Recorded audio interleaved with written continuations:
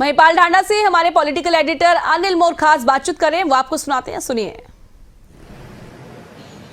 ये देश की संसद का काम रोककर अपने मंसूबे पूरा करना चाहते हैं। इनके मंसूबे हैं कि भी किसी भी तरीके से मीडिया में बने रहना, अखबार में छपे।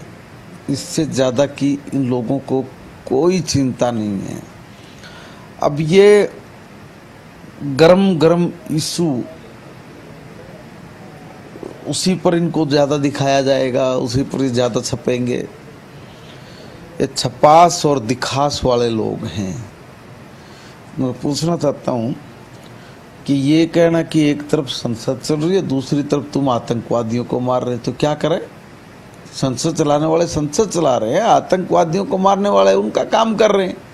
सेना अपना ऑपरेशन कर रही है। आप ये चाह रहे हैं, उन्होंने आप ये चाह रहे हैं क्या जब तक संसद चले जब तक आप आतंकवादियों को ढीला छोड़ दो, उनका सफाया मत करो? मैंने तो ये भी पूछा था कि जो पहलगाम में घटना हुई, जो आतंकी थे वो पाकिस्तान से, ये कैसे पता लगा? वो एक तरफ से बड़ा सवाल उन्होंने उठाया है।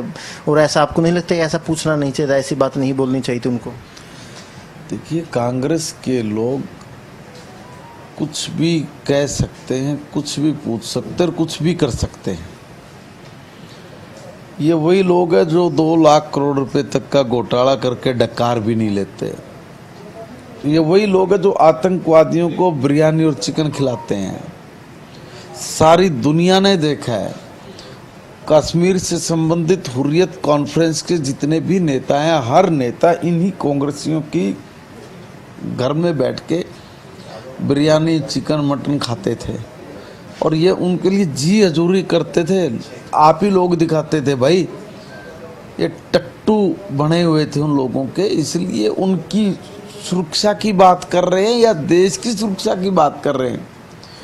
ये कहना कि भाई संसद चली हुई है और आप आतंकवादियों का सफाया कर रहे हो, मतलब आप आतंकवादियों के साथ हो? आप क्या चाह रहे हो कि जो आतंकवादी हैं उनको छोड़ दें? संसद चल रही है तो क्या सेना अपना ऑपरेशन छोड़ देगी? देखिए, ये बेतुके लोग हैं, बेतुकी बात करके अखबार में छपास नेता बनने का प्रयास इनका रहता है। आप कल्पना करिए ना, देखे ना कितनी शर्म की बात है।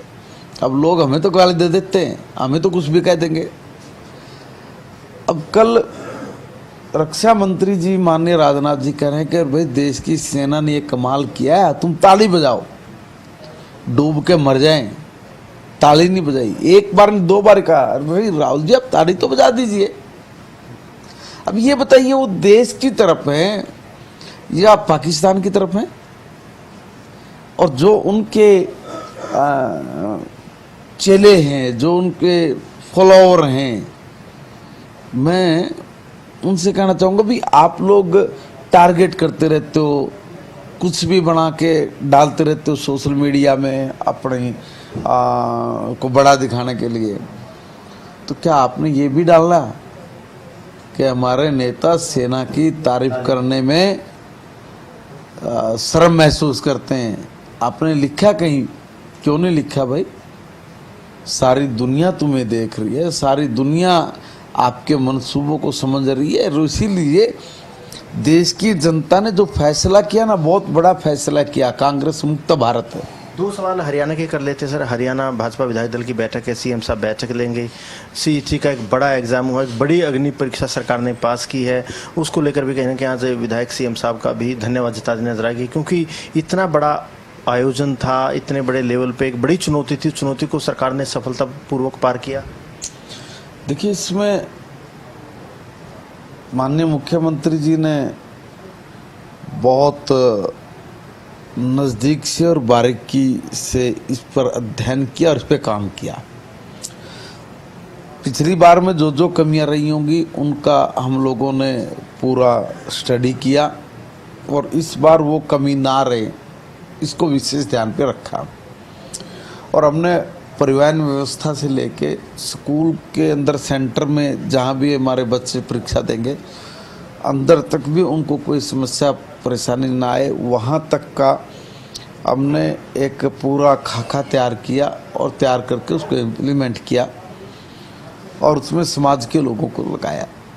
हमने समाज के लोगों को कहा कि हमारे जो बच्चे हैं उनको भोजन पानी की कोई दिक्कत ना आए, वो कोई रास्ते में लेट हो जाए तो उनके लिए रास्ता खुला हो, कहीं भी 1% भी दिक्कत ना आए, इस तरह की व्यवस्था के साथ हमने ये CET का एग्जाम क्लियर कराया। 112 तमाम लोग आगे आए सर मदद करने के लिए। सर इसीलिए मैं कह रहा हूँ कि बहुत ये अनूठा प्रयास और एक अनूठी पहल समाज की तरफ से जो हुई है, ये वास्तव में और आगे तक जाएगी और ये एक इतिहास बना है हरियाणा प्रदेश में। मेरा एक आखिरी सवाल है आपसे, कांग्रेस ने जो संगठन बनाना था, जो डेडलाइन रखी गई थी, जून का महीना चला गया, जुलाई भी जाने वाला है, संगठन बन नहीं पाया।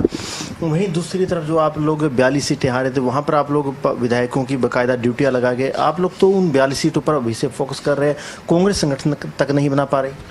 आपने कहा ना डेडलाइन, ये डैडी है, ये देखिए कांग्रेस को डेडलाइन मिली हुई है, वो अपना डेडलाइन पे काम कर रहे हैं डेड होने के लिए।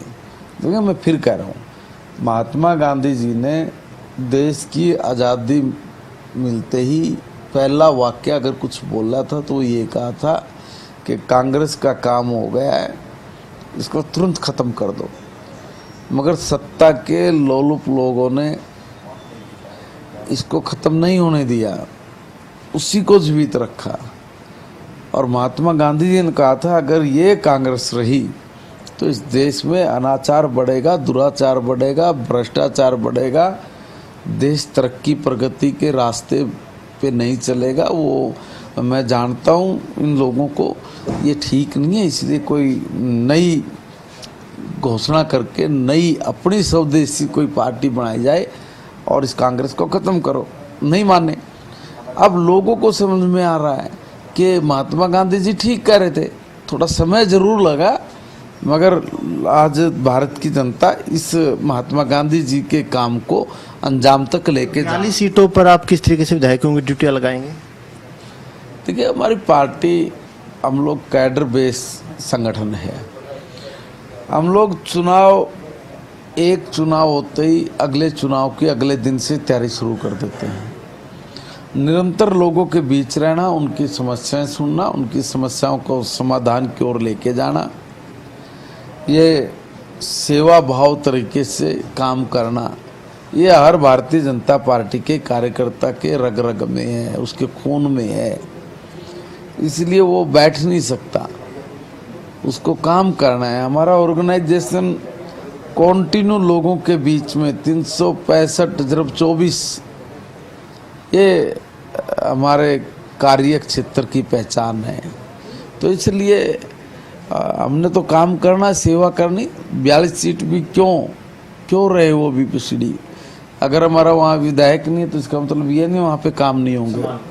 समान विकास करना ये हमारी परिपाटी है। बिल्कुल। देखिए, डांडा साहब का कहना है कि प्रदेश में समान विकास करना इनकी सरकार की प्राथमिकता है। वहीं ऑपरेशन महादेव के लिए कैबिनेट मंत्री महिपाल डांडा भारतीय सशस्त्र सेनाओं की तारीफ कर रहे हैं।